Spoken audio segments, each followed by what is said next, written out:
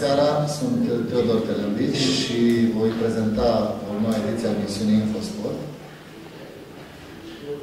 Și am marea bucurie să am alături invitați doi dintre cei mai mari maestri de arte marțiale din lume. Soke Del Saito, 10 ani karate tradițional, și O-Sensei Kunin, 10 ani jiu-jitsu. Faptul că am reușit să avem în Deva, în România, doi asemenea mari maestri, unul lângă celălalt, este unic deocamdată în lume, premieră absolută, și sper ca lucrurile astea să se repete. Sensei Kunin este pentru a doua oară în România și atunci o să îi adresez dânsului prima întrebare. You're for the second time in Romania. In Romania, yes. And for us, last year was everything new. But this year, we expect to have you between us, and we are very happy to be here. Please tell me, how do you think about Okinawa Karate? Well, first of all, this is a very rare thing we're doing in here. It's truly historic when we bring two arts that have kind of been connected in ancient times, and we bring it back into the modern when we showing and teaching unity between Okinawan karate and jiu-jitsu. The principles are very similar, just different way of doing things. But a good martial artist, if they have a good foundation, good principles, they will see the connection, because you cannot change the principles. Just different ways of doing martial arts. In jiu-jitsu, we're fighting close. In karate, you need distance. And if you bring the distance, you have to use the joints. If you need to strike, you need a little distance to execute your kicks and punches. Okay, thank you. O să adresez o întrebare acum lui Soke Saito. What's to say? You're the first time in Romania. Yes, first time. You don't know nothing about us. Only what I've read. Too early to say something about us. But we are very, very honored to have you between us. And please tell us, do you think we can make in continuity karate and jiu-jitsu and make really martial arts together? Yes, absolutely. In fact, in the earlier days in Okinawa, there are many techniques that encompass what we see as karate and jiu-jitsu. But when karate was taken into Japan more in a public sector in the educational system, many of the dangerous techniques were eliminated because it wouldn't then have public acceptance, especially in the educational system. So this conglomeration of what we're trying to accomplish is going to be a great thing, because we're trying to get back to the roots of where we came from and how it's important to keep both sides of the arts perpetuating.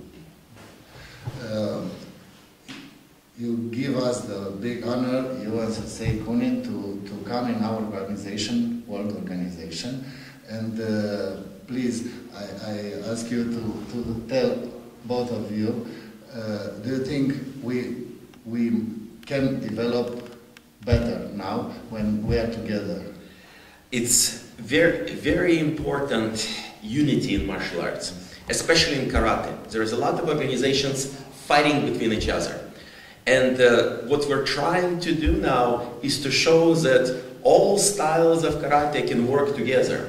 And that's why in our federation we're saying it's Okinawan karate. Everybody is welcome. Come, let's work together. Let's build those bridges so we can grow and become stronger. Instead of fighting, let's working together. And not just karate now, but let's bring jiu-jitsu together. So we can work together with all styles of Okinawan karate and jiu-jitsu and grow and educate young people. If people and organizations see that we're working together, we're doing good quality education, we're promoting healthy attitude, correct moral principles, sports and health, the government, the politicians will start supporting the organization. Local organizations, they will support the local federations because they will see that we're, first of all, we're giving an example to the young generation of healthy lifestyle, correct attitude, a correct way of doing things, taking kids from the streets. That means they're not going to go on the street do drugs or violence. They'll be doing karate or jiu-jitsu or sports. So we're actually helping the society.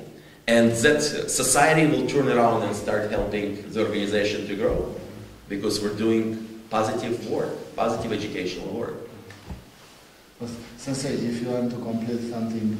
Yeah, that's absolutely true. Karate, when you're being taught in the dojo, has many good principles. But unfortunately, historically, a lot of the masters, so-called masters, they've missed the concept because of the ego, the selfishness. They think more about making money for themselves and having so much power that they don't want to relinquish some of their so-called power and come together for the benefit of martial arts for future generations.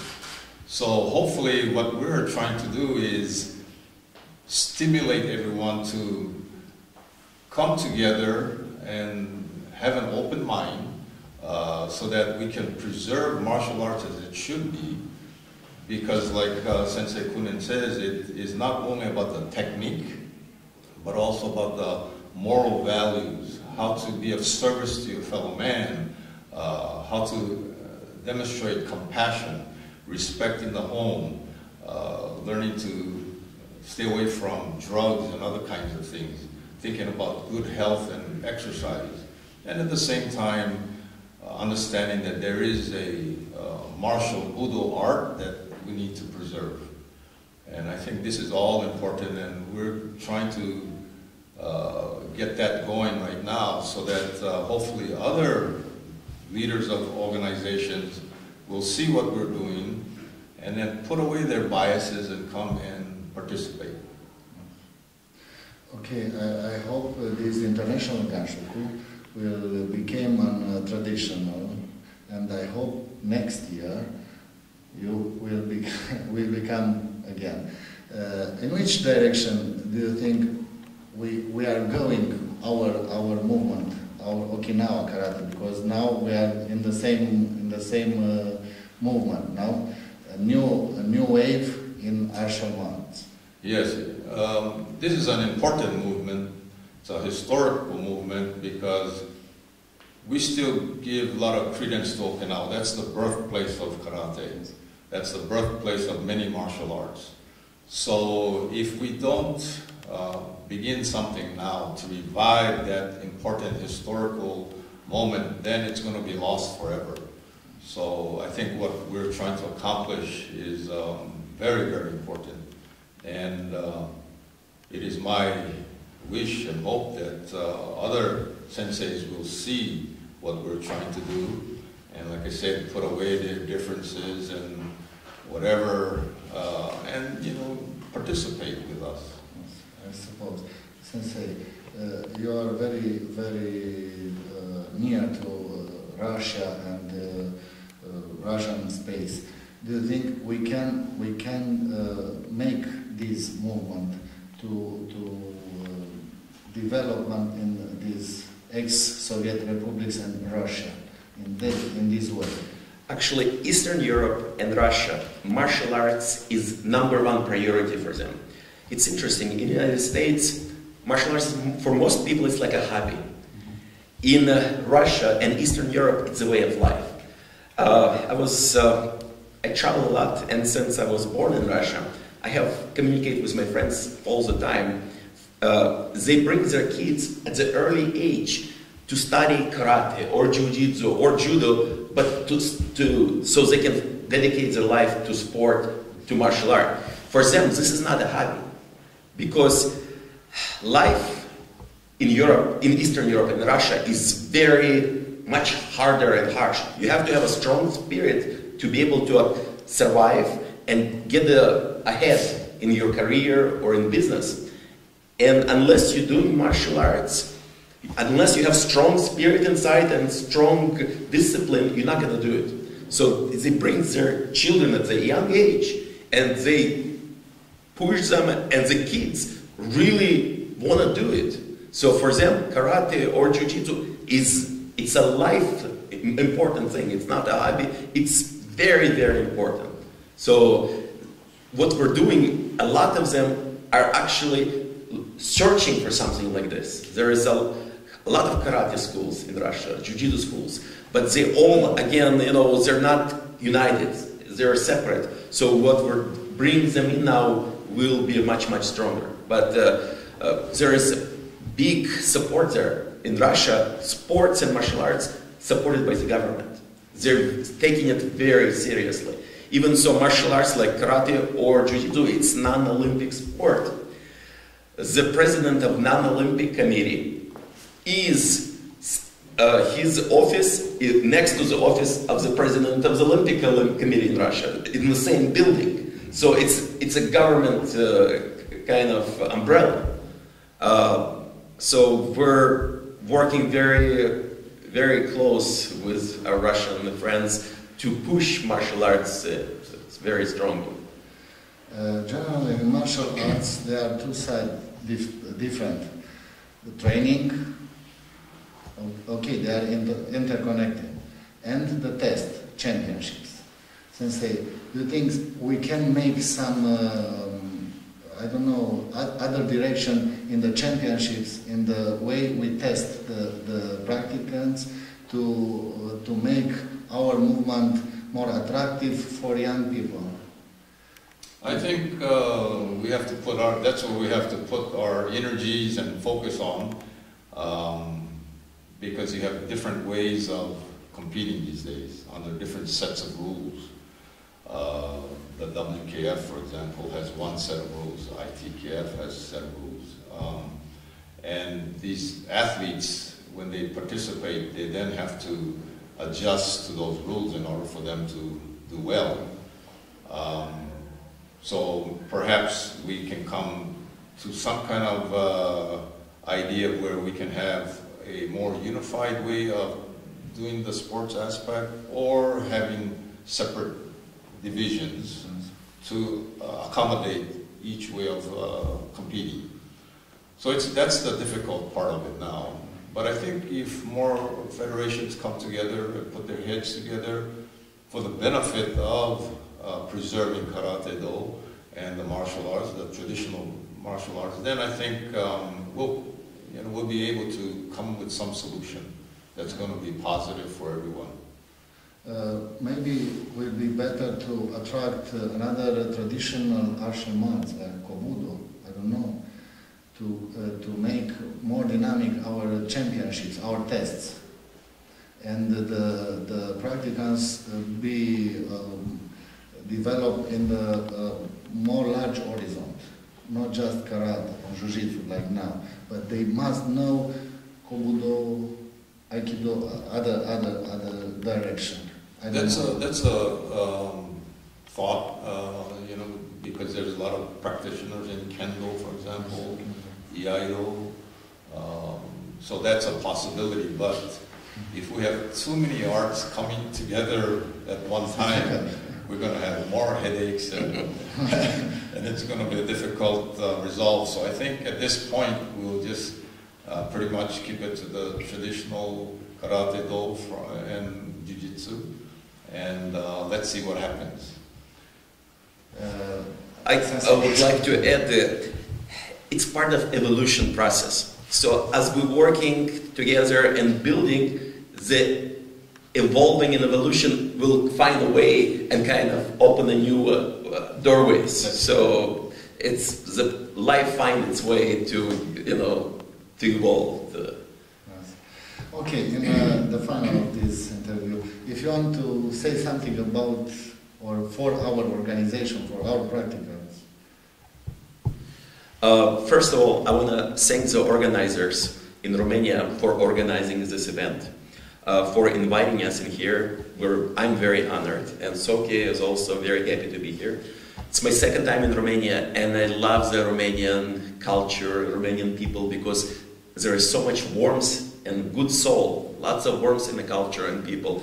Of course, the food is always great in Romania because it's naturally grown here, so you can see the quality. But the spirit, what I like about Romania, it's the spirit of the people. The sports for many, many years was supported by the government. During Soviet Union, Romania was a part of the satellite countries who were very much pushing the sports in here. And now it's part of the history and culture in Romania that you have to be good in sports. And some people have no financial things to do it, but the community pushing the kids to do the sports, and you can see the results. A lot of Romanians do very strongly in martial arts, but not just martial arts, in many sports. Look at gymnastics. Romanians are still top gymnasts in the world. And so Romania was always strong with sports. And that's what I love in here, because when I teach, I see the fire in the eyes, the sparkle that the kids, and not young kids, older guys, want to learn. They're hungry, which is very hard to see this in the United States or in Western Europe. Here, they are really hungry for knowledge. They really want to do it, and they go hard, which is, it's so nice for a teacher. It's a stimulation, because when you teach somebody and they have this fire in them and they're hungry, you get stimulated to teach. You wanted to show them. So I'm very happy to be here in Romania. Sensei, you're the first time. Your first impression is subjective, of course, but your first impression about our athletes. It's okay, it's a middle level, it's, I don't know. Yeah, you see practicants of karate in all in the world, yeah, there are, the elite athletes, of course, are very good. But, you know, the athletes that we saw in the last couple of days, of course, they need work. And that's why we're here. Yes. My suggestion is they all keep an open mind and develop as much as they can and practice it. Not only the students, because the students is just the what happens when the teacher is teaching them. So if the teachers have a more open mind and then teach correctly, then the students will pick it up. And that will be for the positive benefit of our organization. As far as the spirit, like Sensei Kunin was saying, that the spirit of the Romanian people are very good. Like where I come from, Grants Pass, Oregon, United States, there's so many hobbies and other sports that children especially, they don't have to be totally committed because they have so many choices to make.